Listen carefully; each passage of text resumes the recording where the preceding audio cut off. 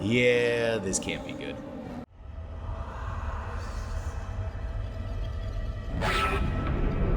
With Dead Space 1 getting a confirmed remaster coming from our corporate overlords over at EA, I decided that it might be fun to go and look back at the original that came out in 2008. I'm gonna go ahead and tell you guys right now, the game has aged incredibly well. Unlike the studio that EA unceremoniously killed after having them put out, well, we don't need to talk about it. Oh god.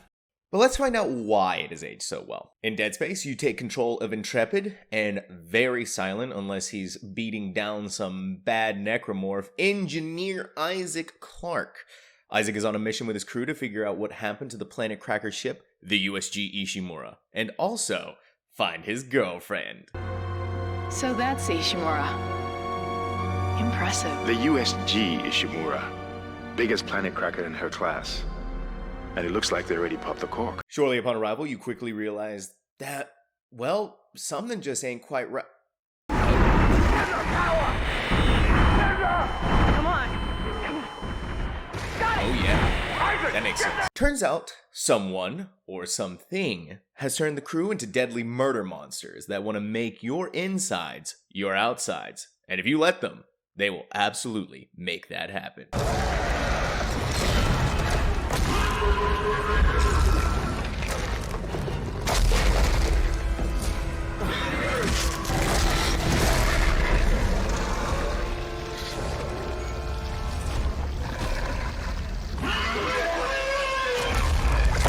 When Dead Space came out, I first played it on the Xbox 360. I remember being wowed at how great the graphics were, how moody the atmosphere is. And the good news is, it still holds up. The Ishimura is a scary place, and the developers did a really good job at showing a ship that has been descending into chaos. You do have a good variety of environments, from the docking bay to the med labs, to even hydroponics. You can see evidence of all the carnage that has been taking place from many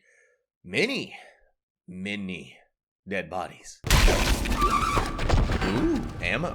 The ship is falling apart, it's dark and moody, and in some areas organic material is growing onto the ship as the necromorphs make it suitable for them to live in, which is kind of gross. The only downside to this is that you're going to be seeing these environments a lot, and things do start blending together after a while. You go back to certain parts of the ship over and over, and it really does feel backtracky because some places you go to like 3 times. And even if they do try to mix it up, changing some things around, it really doesn't change much. Speaking of the necromorphs, they are downright horrifying to behold. I mean, look at it. Look at it! Ooh,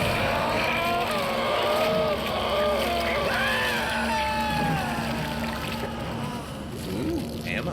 The dev said that they took inspiration from looking at car crash victims to get inspiration for how the necromorphs look, which I just want to say is some absolute dedication to the art form. Maybe a little bit too much. They nail the look, however, and better yet, each of the necromorphs are distinct from each other in their own hideous ways. From slasher types to ones that look pregnant, huge ones. I mean, Jesus Christ, they have baby necromorphs that open up to shoot you with tentacles from their back. And if that doesn't give you nightmares your first time playing through, please stay away from me. The necromorphs have good animations. Watching their limbs get dismembered is incredibly satisfying. And they have some nice ragdoll physics as well. Isaac's also a big star here, and you can tell a lot of work went into making him look like he's this futuristic character while being able to ground him in reality.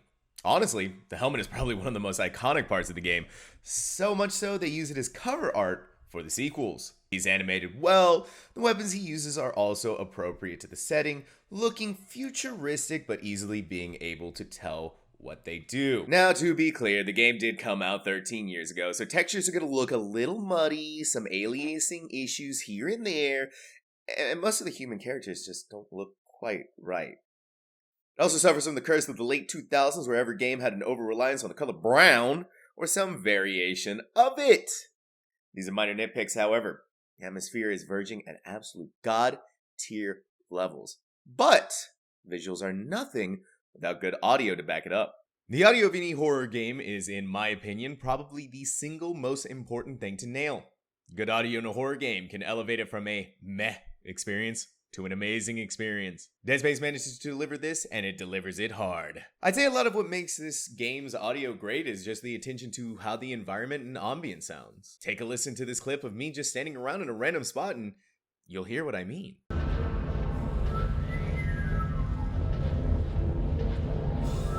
Ship groans, you can hear necromorphs as they shovel around in the vents. Machinery is whirring, and the best part is the whispering that you'll hear. Weapons have some nice impact to them as well. Even the standard plasma cutter that you start off with has some nice feedback to it when you're laying down the law, tearing the limbs off necromorphs.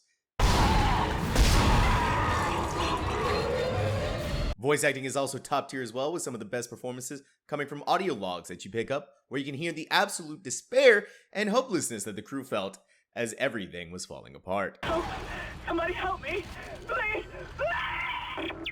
I also just want to say that even though Isaac doesn't talk, his grunts and yells are so incredibly satisfying, it literally goes deep into my soul. As with the soundtrack, I really admire the use of it. It's a very restrained soundtrack, not being used very often to allow the ambience to take over, really letting the tension build. When it is used, however, it's usually when something scary happens, during fights, or after you solve a puzzle. It's not memorable, but it does the job, and it's good enough.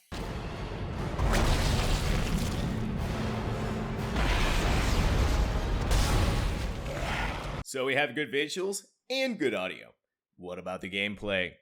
Dead Space is set up like your typical Resident Evil 4 third-person, over-the-shoulder style of horror game. What helps to set Dead Space apart, and what some astute viewers may have noticed, is the lack of a UI.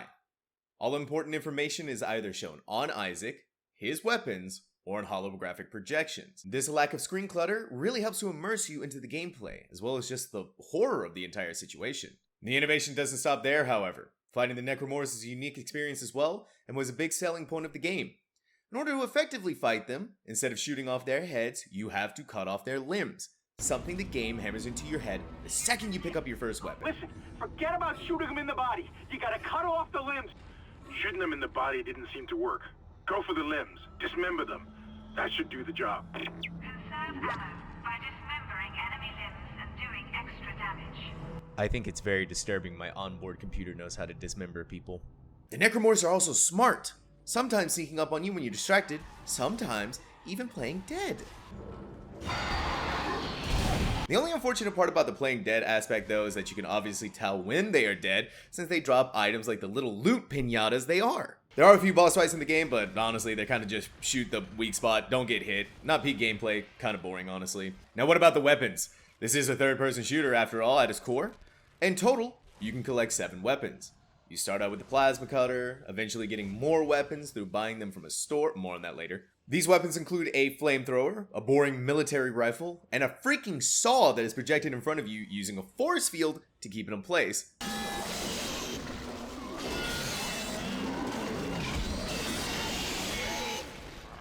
Along with more. If you pay attention closely, you can see that most of these weapons are actually tools being repurposed to fight the necromorphs. The Ishimura is a mining ship, and didn't really have much reason to bring military equipment along, which is fine since the one actual gun you get in the game is really bad when it comes to fighting the necromorphs. Don't buy it. The shooting itself does feel really solid, and the feedback you get as you tear down the enemies limb from limb is never not satisfying. Worst comes to worst though, Isaac has the meatiest melee in all of video games, and a stomp that could probably tear the Ishimura apart if he was really feeling it. I swear there's a good reason for this. On top of your weapons, Isaac also gets 2 special pieces of equipment. The stasis and kinesis module. The stasis slows things down and can be used on enemies to get the perfect shot on them. Can be a little bit overpowered, especially the one-on-ones against the bigger enemies where it basically trivializes the fight. But not too big though. Can't stasis that. The kinesis module, which lets you pick things up, is pretty cool if slightly underutilized, mostly being used for puzzles or moving things out of your way as compared to a weapon. Although you can pick up explosive canisters, even explosive sacks from enemies, and blow them up for trying to blow you up. Throughout your adventures in the Ishimura, you'll be stomping down crates and opening up lockers to get ammo, medkits, stasis packs, and Money? For all my hardcore capitalist friends out there, good news! For some reason, despite the ship failing in multiple areas, the store is as functional as ever. Using the credits that you find from various sources, including selling stuff at the store, Isaac is able to purchase new weapons and even new suit upgrades.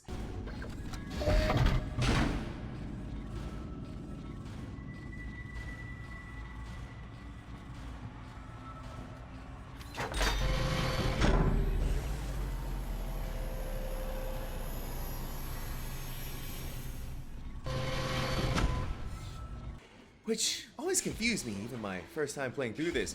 Wouldn't it be smart to give your employees the best possible equipment instead of making them buy it? I don't know, man. I'm starting to understand why the Ishimura got horrifically wrecked. Being an engineer gives Isaac the unique ability to be able to use power nodes scattered around in different areas. Go to a workbench, and Isaac is able to engineer himself some upgrades to his equipment, giving you more shots, letting the weapons do more damage, letting you have more oxygen. In fact, Isaac is so good at engineering, he's able to engineer himself some more health.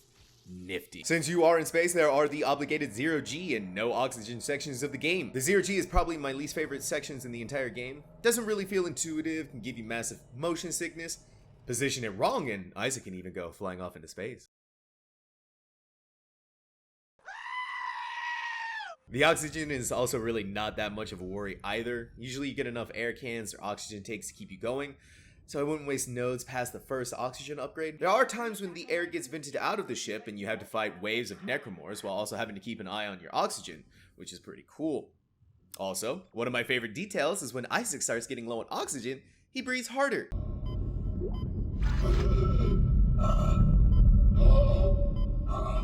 Exiting vacuum. Remember guys, it's always the little details with Dead Space that makes it really, really good. Played the game on medium difficulty, but have played it on harder difficulties before. The biggest differences are the necromorphs hit harder, they dodge around more, you get less ammo from killing them, and in general this just raises the tension. Finally, I want to talk about the story. To get some background, in Dead Space, humanity has been going through an energy and resource crisis. To solve this, we decided that we need to just crack open planets like an egg to get at the nice and delicious minerals on the inside. So this brings us to the now. The USG Ishimura went to go crack open a planet called Aegis 7 and then went dark. Isaac is there with his crew to try and find out what's going on, with Isaac purposely volunteering to go and find his girlfriend Nicole, who is a medical officer on the Ishimura. With all of that out of the way, what's really going on? I'm going to be taking a bit of a spoilery dive into the story, so if you want to go ahead and skip to avoid them, here is the timestamp. Turns out the Ishimura is at the planet because of a group of religious zealots called Unitologists. They're there illegally, and the reason for them being there in the first place is to find something called the marker. Just another illegal mining job for the company. That is until the colony found the marker. Marker is incredibly important to the Unitologists since it's sort of a central figurehead to them. So when the Ishimura popped open the planet, it turns out something had been hiding inside of it called the hive mind, this giant monstrosity of, something. As you go through the story, you'll find out that the crew had been suffering from dementia, hallucinations, and lots of not being alive anymore. And all of this was because of the marker. So everything descends into chaos, ship goes dark, then enters Isaac and crew.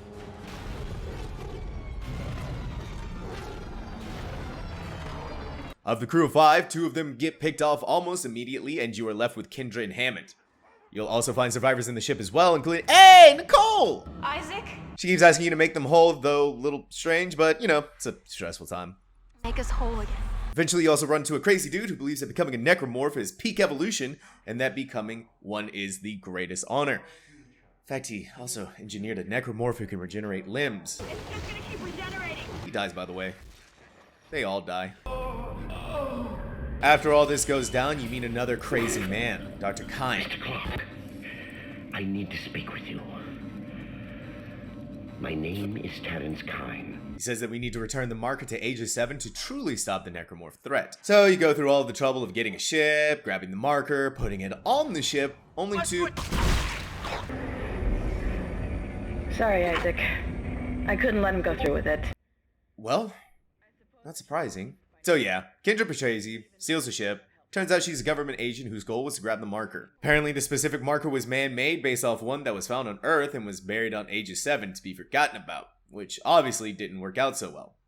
You managed to retrieve the ship with the help of Nicole, But not before Kendra yeets on out of there and goes down to the planet to finish the job. Well, once you put the marker on the pedestal, Kendra pops up to tell you that you're insane and that Nicole has been dead this entire time. Nicole has been dead this whole time. She shows you the full video where Nicole kills herself. This is also nice because it's the only time Isaac shows any emotion in the entire game. Not nice because Nicole killed herself. So Kendra takes the marker back to the ship, but not before she gets tentacled by the hive mind.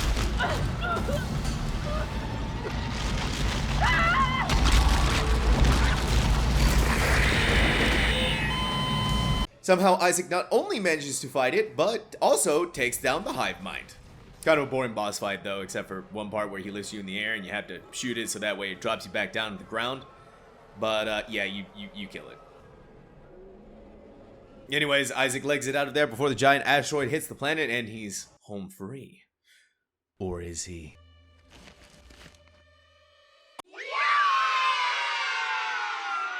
All in all, story was good. I liked it. Makes sense, didn't go on too long, wasn't trying to be heavy-handed, and was entertaining the whole way through. If you haven't played Dead Space before, I highly recommend it. It's one of the best horror games on the market even after 13 years. Even with the remake coming out, I still recommend trying it out. Just to get the appreciation for where the series started. The gameplay, visuals, and audio are all rock solid, and were honestly kind of ahead for its time. Anything I can pick on about this game are honestly just me purposely trying to find something wrong. It's just that good. If you want to get scared, you'd be hard-pressed to find a game that honestly just gets it. It goes for $20 on Steam, but you can usually find it for cheap somewhere out there, going for around $5 or something like that. So just make sure to keep an eye out for sales. It is 100% worth it. Thanks for watching, everyone. I hope you all enjoyed this review of Dead Space. I had a really great time making it. It's the first time I've done a review like this in a really long time, so I know a lot of stuff is probably really rough. So if you guys have any feedback for me, just let me know. I'd be more than happy to take a look at them and implement them for the next review that I'm planning on doing. By the way, guys, if you ever have any questions that you want to ask me, feel free to. I might do like a Q&A at the end of these videos. And if you have any suggestions for games to review, definitely make sure to leave them down below as well. They'll help me to figure out what you guys want to see, and it'll help me to make content tailored to you guys. Anyways, if you did enjoy the video, make sure to like, favorite, comment, subscribe, all of the good YouTube stuff that helps out, and I will see all of you on the next video. Bye, everyone.